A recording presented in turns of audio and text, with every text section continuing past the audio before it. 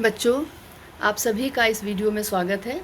इसके पिछले वीडियो में अभिनव मनुष्य व्याख्या भाग 1 में हमने अभिनव मनुष्य रचना के 2 पद्यांशों का अध्ययन किया था, जिसमें बताया गया था कि अभी तक इस भारत भूमि में, इस विश्व की भूमि में बहुत सारे संत महात्माओं ने जन्म लेकर अपने उपदेशों के द्वारा मानव को एक नई राह दिखाने का प्रयास किया, परंतु मानव अभी तक अपनी पुरानी सोच पर अड़ा हुआ है। अभी तक उसके मन से ईर्ष्या द्वेष की भावना नहीं मिट सकी है।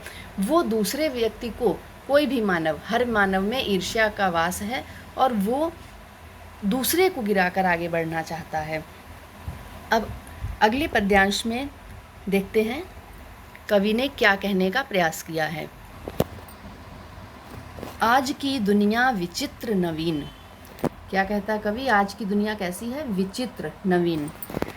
तो सबसे पहले तो पहला प्रश्न आपको पता है, आता है, इसमें पद्यांश दिया जाता है परीक्षा में। पद्यांश में से पहला प्रश्न होता है कि पाठ के, इस पद्यांश के पाठ और कवि का नाम बताइए या फिर संदर्भ लिखिए। तो पाठ का नाम अभिनव मनुष्य और कवि का नाम है रामधारी सिंह दिनकर। दूसरी बात आपको बता दें कि ये पाठ अति महत्वपूर्ण है। इस बार महामारी के चलते पुरूरवा और उर्वशी पाठ्यक्रम से हटा दिया गया है, तो इस वर्ष केवल अभिनव मनुष्य रामधारी सिंह दिनकर की जो रचनाएं हैं उनमें से अभिनव मनुष्य को केवल शामिल किया गया है, तो इसलिए और अधिक ये महत्वपूर्ण बन जाता है। तो कवि ने बताया है कि आज मनुष्य ने प्रकृति की समस्त शक्तियों पर विजय पा ली है। आज का मनुष्य इस भौतिक उन्नति में इतना दौड़ा जा रहा है कि जो प्रकृति के अंग हैं, प्रकृति के हर अंग पर उसने विजय पा ली है, जीत लिया है। आज की दुनिया बड़ी विचित्र है और बिल्कुल ही नवीनता को प्राप्त कर लिया है मानव ने। बहुत अनोखा हो गया ये संसार।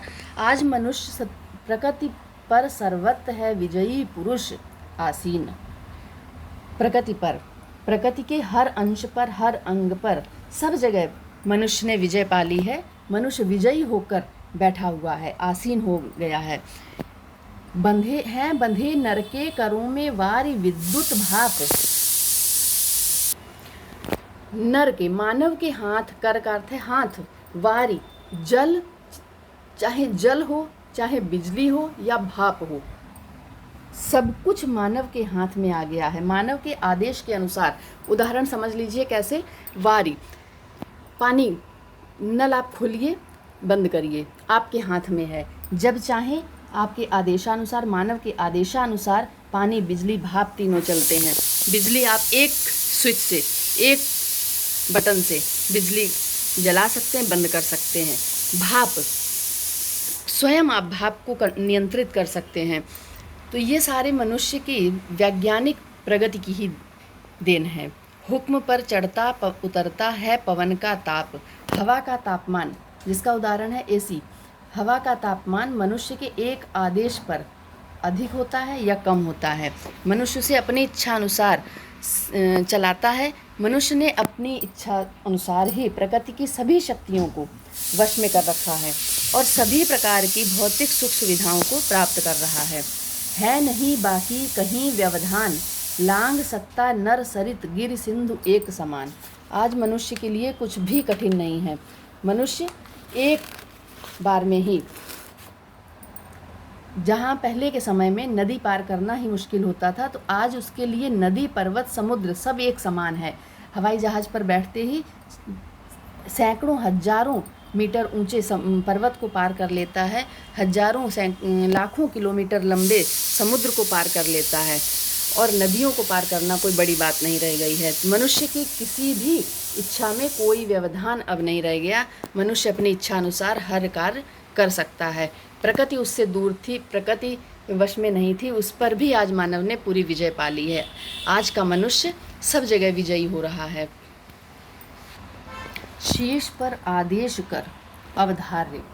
मानव की हर इच्छा को, मानव के हुक्म को प्रकृति का हर अंश, हर अंग आदेश मानकर उसे अपने सिर माथे लगाकर, सिर पर धारण करके उसकी बात को मानता है। प्रकृति के सब तत्व करते हैं मनुज के कार्य। प्रकृति के सारे तत्व मनुष्य की इच्छा अनुसार ही कार्य करते हैं। मनुष्य चाहे पानी हो, हवा हो, भाप हो, गर्मी हो, बिजली हो, हर तत्व को अपने अनुसार चलाता है।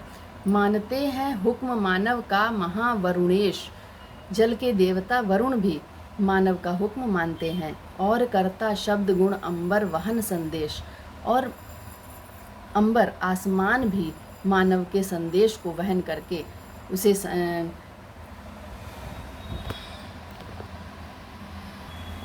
आकाश भी मानव का आदेश मानकर शब्द कर उत्पन्न करता है। मानव की इच्छा अनुसार ही गरजता है, मानव की इच्छा अनुसार कार्य करता है। तो यहाँ पर वीर रस की प्रतीति हो रही है। कवि ने मानव की वीरता का, मानव की जो भौतिक प्रगति है उसका वर्णन किया है। आगे पंक्तियाँ देखते हैं। इस पद्यांश के प्रश्नोत्तर कर लेते हैं साथ में ही, इसके बाद में अगला पद्यांश पढ़ेंगे। आज की दुनिया विचित्र नवीन, प्रकृति पर सर्वत्र है विजयी पुरुष आसीन। हैं बंधे नर के करों में वारी विद्युत भाप, हुक्म पर चढ़ता उतरता है पवन का ताप। है नहीं बाकी कहीं व्यवधान, लांग सकता नर सरित सिंधु गिर एक समान। प्रस्तुत पद्यांश के पाठ और लेखक का नाम, पाठ और कवि का नाम बताना है। पाठ का नाम अभिनव मनुष्य है, कवि का नाम रामधारी सिंह दिनकर। रेखांकित अंश की व्याख्या करनी है। रेखांकित अंश की व्याख्या, ये पंक्ति दी गई है तो आपको पूरा पद्यांश बताया गया, पूरे पद्यांश की व्याख्या आप लिखेंगे। फिर भी परीक्षा में कैसे लिखना है कि हुक्म पर चढ़ता उतरता है पवन का ताप। तो आप लिखेंगे कि इस पंक्ति में कवि ने बताया है कि आज मनुष्य ने प्रकृति की समस्त शक्तियों को अपने वश में कर लिया है। मनुष्य अपनी इच्छा अनुसार प्रकृति की समस्त शक्तियों को वश में करके उसे अपने अनुसार चलाता है, अपनी भौतिक सुख सुविधाओं को उससे प्राप्त कर रहा है। मनुष्य के आदेश से ही हवा का तापमान चढ़ता और उतरता है।